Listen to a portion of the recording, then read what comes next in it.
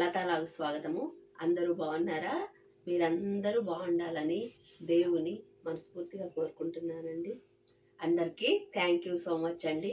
మొదటగా ఎందుకంటే మీరందరూ కూడా నా వీడియో చూస్తున్నారు, ఆదరిస్తున్నందుకు నాకు చాలా సంతోషంగా ఉందండి.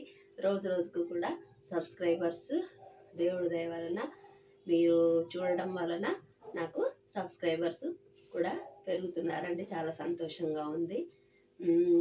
ఏమండి, అంటే అసలు నాకు ఫస్ట్లో బాగా స్టేజ్ ఫియర్ ఉండేదండి చిన్నప్పుడు కూడా. అంటే నాకు ఇట్లా నిలబడి మాట్లాడడం అయినా లేకపోతే ఎక్కడైనా మాట్లాడడం అన్నా కూడా నాకు చాలా భయంగా ఉండేదండి.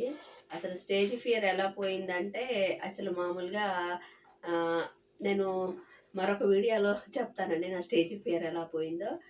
ఇప్పుడండి ఇంకొక మాట నేను మీకు చెప్పాలనిపించింది ఈ రోజున. ఏంటి ఆ మాట అంటే మనీ గురించి అండి. నాకెందుకు ఇవాళ మనీ గురించి అంటే డబ్బు గురించి మాట్లాడాలనిపించిందండి. అంటే నాకు తెలిసిన విషయము, నాకేం పెద్దగా డబ్బు గురించి తెలిసి నాకే అన్ని తెలుసని కాదండి. నేను చూసే చుట్టుపక్కల పరిస్థితులు అవనివ్వండి, లేకపోతే మా ఫ్యామిలీలో జరిగినవి అవనివ్వండి, బంధువులు అవనివ్వండి, నా స్నేహితులు అవనివ్వండి, ఆ జరిగిన పరిస్థితులను బట్టి, నేను చూసిన కొన్ని పరిస్థితులను బట్టి, నేను స్వతహాగా అనుభవించిన కొన్ని పరిస్థితులను బట్టి నేను ఈ మనీ గురించి, డబ్బుల గురించి నాకు ఇవాళ కొన్ని మాటలు మీతో పంచుకోవాలనిపించిందండి. ఏంటంటేనండి, మామూలుగా రెండు మాటలు ఉంటాయి. ఇంగ్లీష్లో ఒక సామెత ఉంటుంది, మనీ మేక్స్ మెనీ థింగ్స్ అని సామెత ఉంటుంది కదండి. అంటే డబ్బు ఏదైనా చేయగలదని ఒక సామెత. ఇంకొకటేమో డబ్బుదే ఉందండి, ఇవాళ వస్తుంది రేపు పోతుంది అని కూడా ఇంకొక మాట అంటుంటాం. మనందరం కూడా ఈ మాటను చక్కగా వాడతాం అందరము, నాతో సహా అండి, నేను కూడా. కానీ ఆ మొదటి మాట మనీ మేక్స్ మెనీ థింగ్స్, డబ్బు ఏదైనా ఎంతవరకు చేయగలదో అది నాకు అంతగా తెలీదు. అలాగే డబ్బు ఇవాళ వచ్చి ఎంతగా పోగొట్టుకున్నంత ఈజీగా సంపాదించుకోగలమా అనే దానికి మటుకు నేను కొన్ని మాటలు చెప్పాలనుకుంటున్నానండి. చూడండి, దేనికైనా ఒక అవకాశం, అదృష్టం, ఆరోగ్యం, అన్నీ అండి. మొట్టమొదటిగా దేవుడు ఆశీర్వాదం, ఇవన్నీ కూడా లైఫ్లో వస్తాయండి. వచ్చినప్పుడు ఆ అవకాశాన్ని ఎప్పుడైనా మనుషులు యూటిలైజ్ చేసుకోవాలండి. అది మనము డబ్బు సంపాదన అవ్వండి, లేకపోతే మరొకటి ఏదైనా మనం ఎదగడానికి వచ్చిన అవకాశం అవ్వనియండి, ఒక జాబ్ అవ్వనివ్వండి, ఇంకోటి అవ్వనియండి, అది ఏదైనా అవ్వనియండి, అవకాశం అని యూటిలైజ్ చేసుకోవాలి. ఓకే, యూటిలైజ్ చేసుకుంటాము, కష్టపడి పని చేసుకుంటాము. ఎవరికి సంబంధించిన పని, ఒక టీచింగ్ అని, నా ఫీల్డ్లో నేను టీచింగ్, ఆఫీస్కి వెళ్ళే వాళ్ళు ఆఫీస్కి, శారీస్ అమ్ముకునే వాళ్ళు శారీస్, ఇంకా వేరే చిన్న చిన్న బిజినెస్లు, వ్యాపారాలు, అలా. ఇంకా ఇది ఒక మిడిల్ క్లాస్ స్థాయిలో అనుకోండి. పెద్దవాళ్ళ స్థాయిలో ఇంకా అంతవరకు అంటే నాకు అన్ని విషయాలు తెలియదు. వాళ్ళ స్థాయిలో వాళ్ళు సంపాదించుకుంటారు. ఇది సంపాదించుకునే విధానం. అయితే వచ్చిన డబ్బండి ఎలాగంటే మనకు ఒక్కొక్కసారి వచ్చినప్పుడు ఆ డబ్బులు ఎంత ఖర్చు పెడుతున్నా ఏం పెడుతున్నామో అర్థం కాదండి. ఎట్లా పడితే అలా ఏడాపెడా ఖర్చు పెట్టేస్తుంటాం డబ్బులు.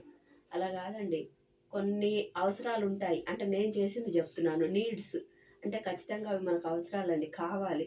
కొన్నేమో కోరికలు, ఫ్రెండ్షిప్స్, స్టేటస్, వాళ్ళలాగా మనం ఎందుకు ఉండకూడదు, వాళ్ళు కట్టిన చీర మనం ఎందుకు కట్టుకోకూడదు, లేకపోతే వాళ్ళు కొన్న వస్తువులు మన ఇంట్లో ఎందుకు కొనుక్కోకూడదు అని చెప్పేసి అని చాలామంది, ఎక్కువగా ఇది మిడిల్ క్లాస్ ఫ్యామిలీస్లో జరుగుతుంటుందండి, పోటీ పడుతూ ఉంటారు. అంటే ఆ చీరలు మనం కట్టుకోవద్దని కాదు, లేకపోతే వాళ్ళు కొన్న వస్తువులు మనము కొనుక్కోవద్దు అనేది కాదు. ఒకటండి, ఇంకో సామెత కూడా, పులిని చూసి నక్క వాతలు పెట్టుకున్నది అన్నట్టు. కొనగలిగే శక్తి ఉన్న వాళ్ళు ఏది కొనుక్కున్నా మళ్ళా రేపు ఫర్దర్గా, అంటే ఇప్పుడు విధి అనేది ఎప్పుడు ఒకే రకంగా ఉండదు కదండి. రోజులు, ఒక రోజు బాగుంటుంది, మరో రోజు బాగోదు.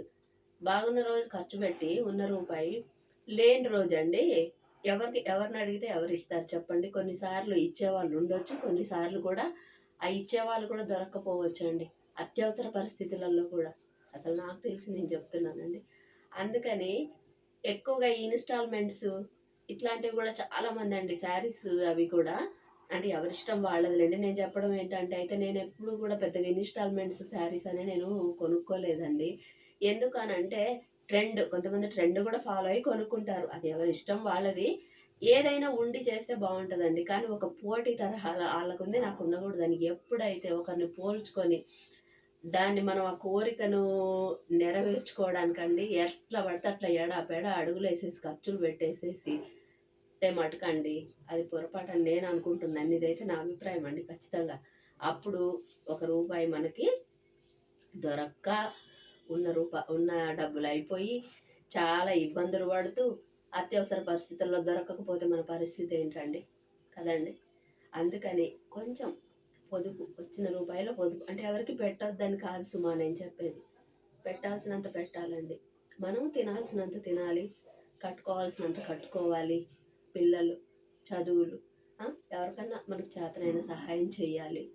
అవన్నీ చేయడం వరకు ఓకేనండి. కానీ మనము ఆడంబరాలకు పోయి ఖర్చు పెట్టుకొని ఉన్న రూపాయి లాస్ చేసుకుంటే మటుకండి అది తప్పే. ఇన్స్టాల్మెంట్స్ కూడా నాకు పెద్దగా ఇష్టం ఉండదండి. నేనైతే ఈ ట్రెండ్ కూడా నేను పెద్దగా ఏమి పాటించనండి. శారీస్ కూడా మామూలుగా నేను ఆల్మోస్ట్ అంటే అందరికీ ఇట్లా అవకాశం రాకపోవచ్చు. నేను చార్మినార్లో తక్కువగా వస్తాయండి బయట మీద శారీస్. అదంతా ఒక పెద్ద హోల్సేల్ బట్టల మార్కెట్ కదండి. మనం బయట తీసుకున్న శారీస్ కంటే కూడా చార్మినార్ మార్కెట్లో ఒక 1000-2000 తగ్గుతాయండి. కాస్ట్లీ అయినా నార్మల్ డైలీ వేర్ శారీస్ అయినా నేను ఆల్మోస్ట్ అక్కడే కొనుక్కుంటానండి. అంటే అందరికీ అలా ఉండకపోవచ్చు. అంటే నేను చెప్తున్నాను అంటే ఉన్న దాంట్లో సర్దుకొని పొదుపు చేసుకుంటేనండి నిజంగా మనము ఇబ్బందులు ఎదుర్కోవాల్సిన అవసరం ఉండదేమో. ఎంతవరకు ఖర్చు పెట్టాలో అంతవరకు ఖర్చు పెట్టాలి, ఎంతవరకు తినాలో అంతవరకు తినాలి, ఎంతవరకు కొనుక్కోవాలో అంతవరకు కొనుక్కోవాలి. ఈ నక్కను చూసి పులి వాతలు పెట్టుకున్నట్టు స్టేటస్ కోసము ఫ్రెండ్షిప్ కోసము మాత్రము ఆడంబరాలకు పొయ్యి మాత్రం ముందుకెళ్తానండి చాలా ఇబ్బంది అండి నిజంగా. ఈ 2 మాటలండి, మనీ మేక్ మెనీ థింగ్స్ ఇదొకటి. ఇంకొకటి వచ్చేసేమో మామూలుగా డబ్బు ఇవ్వాలి వస్తుంది, రేపు రా రేపు సంపాదించుకోవచ్చు అనుకుంటే మటుకండి అవకాశాలు అన్నిసార్లు రాకపోవచ్చు. అవకాశం వచ్చిన ఆ టైంలో వినియోగించుకునే ఆలోచన మనకు ఉండకపోవచ్చు.